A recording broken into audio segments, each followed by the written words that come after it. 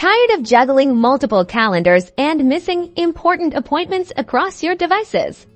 Let's easily sync your Apple Calendar with Google Calendar today. First, grab your iPhone or iPad, the device where your Apple Calendar is primarily managed. We need to access the main settings for this process. Once in Settings, scroll down until you find the Calendar option and tap on it.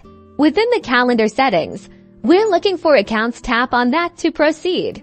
Now you should see a list of accounts already configured on your device. To add Google Calendar, tap on Add Account.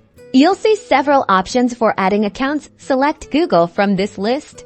Next, you'll be prompted to sign into your Google account. Enter the email address associated with your Google Calendar and tap Next. Now enter the password for your Google account and tap Next again. Here's a crucial step. You'll see a screen asking for permissions. Make sure the toggle switch next to calendars is turned on. If you have other Google services synced, you can customize these as well, but for our purpose, calendar is essential.